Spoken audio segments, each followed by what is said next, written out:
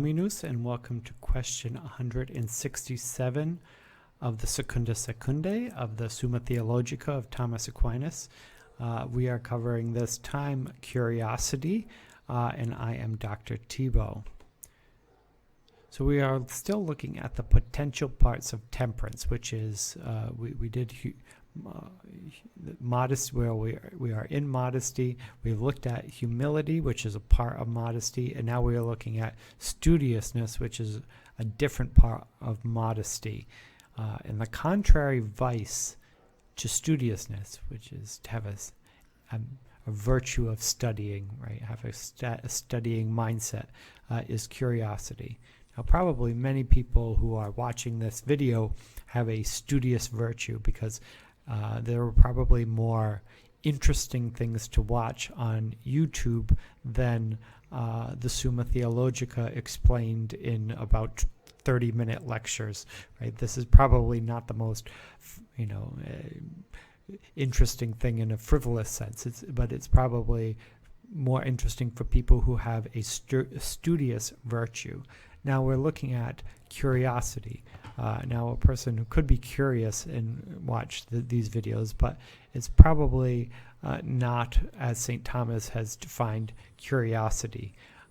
Curiosity is about intellective knowledge, and knowledge of truth is good in itself, but it can be bad accidentally. So, you typically don't think of curiosity as a vice. We think, well, kids are curious. That's a good thing, right? It's good to be curious. There's a website, Curiosity Stream, about learning different types of knowledge. What if they were a Thomist, they would call it, instead of calling Curiosity Stream, it would have been Studious Stream, because it would have been studying things worth studying. Curiosity are things where, if you're studying knowledge in general, that's good, but it can go wrong in terms of the accidental qualities, which can be what you are studying, when you are studying, why you are studying, to the degree that you're studying, right? All of these qualifiers, right? Studying is good. All of the other qualifiers could make it too much, right? Like somebody playing Pokemon or something like that. Nothing wrong with that. If it consumes your life, okay, it's too much, right?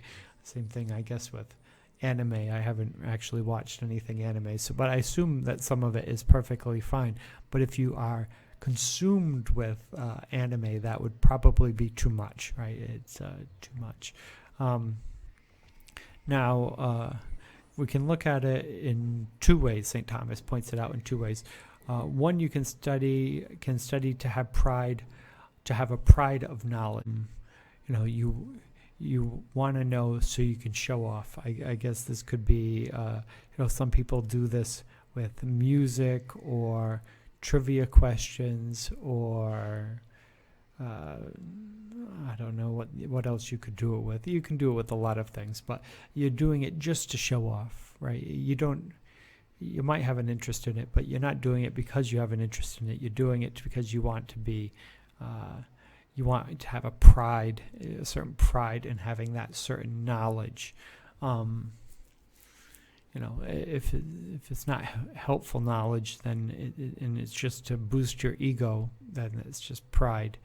Another way that's like a subset of that one, I think it's an entirely different point, but St. Thomas doesn't give it a second point, so I'm just doing it in the order he's doing it, is that somebody who seeks knowledge in order to sin. So somebody who's researching how to break into a bank vault or something like that, having expertise for robbing a bank might be knowledge, but if it's to do something sinful, then that's bad knowledge, right? It's not good knowledge.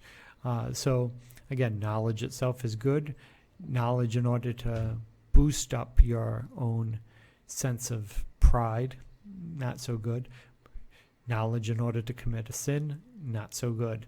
How about, he says, St. Thomas says, there's also curiosity in 4 ways in the appetite as well. When man is drawn to less profitable study, and the example of this is St. Thomas points out, if a priest spends a lot of time on theater and music and things like this, it is not appropriate. And he's quoting, I believe it was St. Jerome. It's not the most profitable use of his time. What should a priest be studying?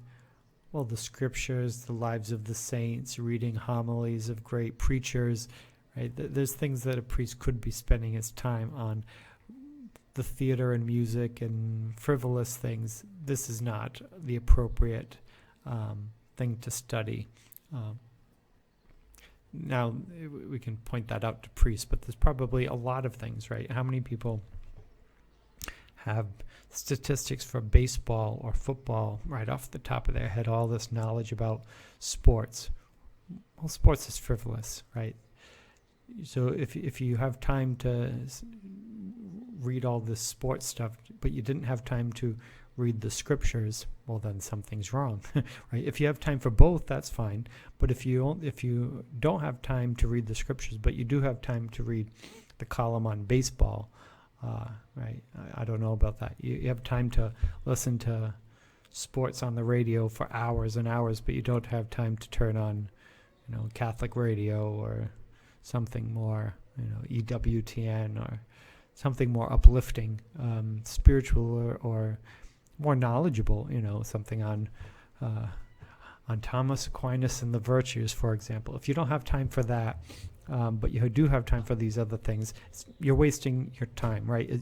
Your curiosity about these things are disproportionate to what you should be spending your time on, which would be being studious, right? Learning knowledge about that which will actually help you, right?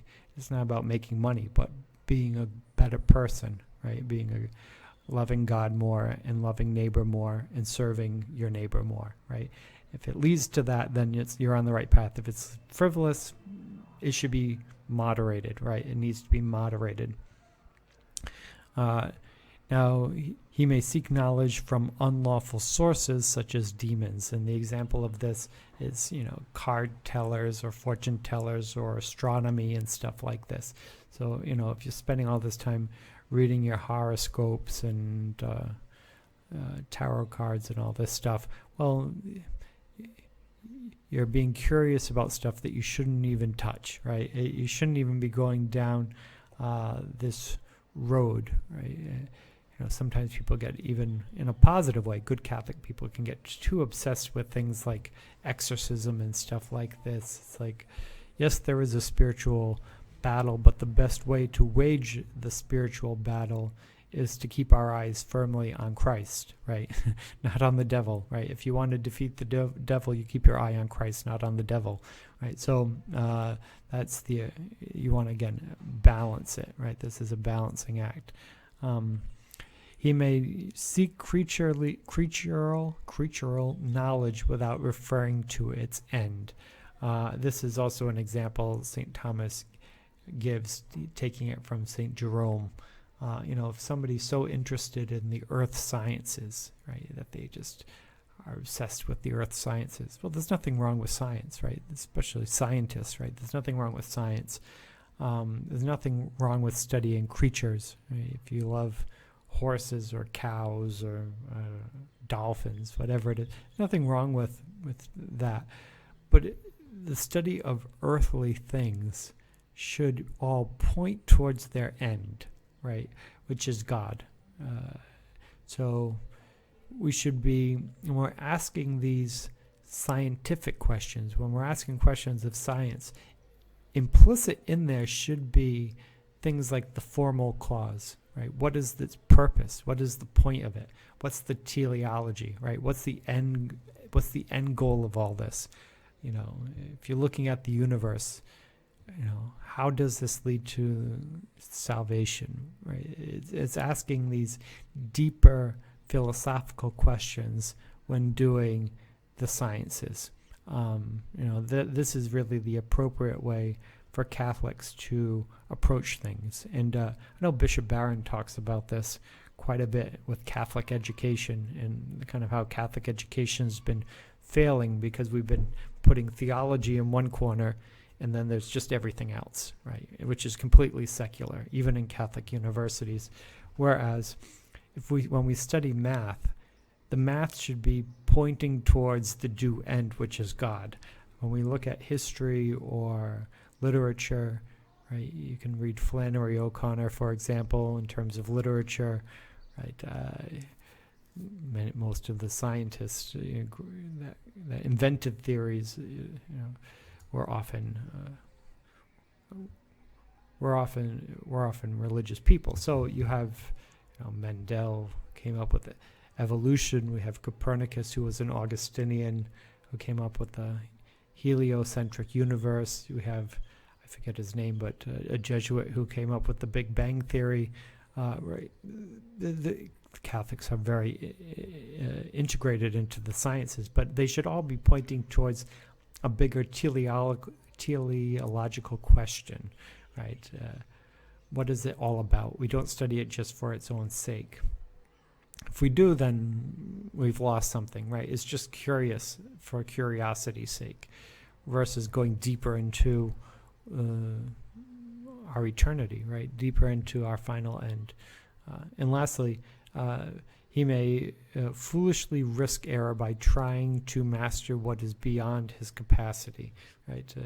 So just, the endless pursuit of knowledge with no application, the endless pursuit of that which is beyond for no useful end, right? Is it leading to human happiness? Is it leading to anything, insights about God? Why are we doing some of this endless study beyond our capacity? That's for each person, they have a different capacity, so it depends on who you are. What's beyond one person might be within the range of for another, so capacity is a difficult one. Is curiosity about the sensitive knowledge? And the answer is yes, because remember, temperance is about the senses. We're dealing with the sense of touch primarily. And in the very beginning of this, St. Thomas pointed out that to move the sense of touch to taste is a bit of a stretch, but it's still within there. To the sense of sight and smell, it's a little bit beyond really temperance. So this curiosity of being a concupiscence of the eye is a bit of a stretch, right? It's a bit of a stretch, but it's still technically within temperance. Because with our eyes, we see, and how we see is typically how we get knowledge. If you're blind, I'm sure you get knowledge other ways, but for most people, it's reading and observing with their eyes. So it's how to moderate that which we are obtaining. Now, knowledge of the sensible things are in two ways, as St. Thomas points out. One is we have to have knowledge of the sensitive appetites. We have to be able to see, and that's just survival of the individual and survival of the species. Animals and people alike have knowledge of the sensible, the sense of sight, just a matter of survival. The second one is the intellective knowledge. Now, this doesn't exist for the animals. This is just the intellectual mind, right? The intellect in the mind, the thinking ability. This curiosity deals with thinking, right? That's what it's saying. What thinking things become a problem? And St. Thomas points out two. One is just the trivial, right? He gives an example of it being at the circus and watching a dog and a hare. Right? I guess a dog chases the hare. I'm not sure what the dog and the hare do in the circus, but just trivial. Today we have far more trivial things, right? We have a whole internet filled with trivial things, and it deals with the spectacle. How much of what we watch is just spectacle. We watch because it captures our attention, right? In the years ago, it was the Jerry Springer. It's like the boringest thing that you could ever imagine, but it was a total spectacle, right? It just captures your attention, and the substance was nothing, right? Spectacle. And then the second one is when the knowledge is harmful, right? So we can have intellectual knowledge, but it can be harmful knowledge if it's about sexual matters. That's the one that St. Thomas specifically points out, is sexual matters, right? Seeing the naked woman might be knowledge, but that curiosity can create lust, and it can create a disordered thinking, and there's a sense of concupiscible in it, right? If touching that woman, right, smelling that woman, being with that woman would be a concupiscible act, then, looking at her in a lustful way would also be part of that curiosity, that spectacle, that search for knowledge. Even within Scripture we say to know someone, right? To know someone, it means in a sexual way, right? It's harmful, right? So in those two ways, it does reflect to the sensible appetites as well, in a disorderly way, right? Inordinate way. So I guess I'll end with a kind of a cliche, but the line "curiosity killed the cat," right? That's a bit in line with what St. Thomas is pointing out, that poking your nose in and kind of fiddling with things that you shouldn't be fiddling with, you don't need to know, and you have other things to do with your time, it kills the cat, right? Cat playing with an electrical thing or something like that. Just leave it alone, right? Just leave it alone, because curiosity killed the cat, and spiritually it can kill the person. So, in conclusion, curiosity is about the intellective knowledge, right? It's about knowing things, right? But the appropriate way is the right amount, the right time, the right space, the right amount, not in excess or deficiency. And when we do that, is studiousness. When we do it to excess, is curiosity. And it's also about the sensitive knowledge, right? We want to look at these spectacles. We want to look at the car crash. We want to look at the YouTube videos of people getting beat up, beating each other up on the street. We want to see the sexy man or woman, or we want to see the lusty things. Why do advertisements have such attractive people on them in general? Because it holds our eye longer, right? This is the curiosity. They're capitalizing on the curiosity. Okay, so next we will be moving into parts of modesty. So see you next time.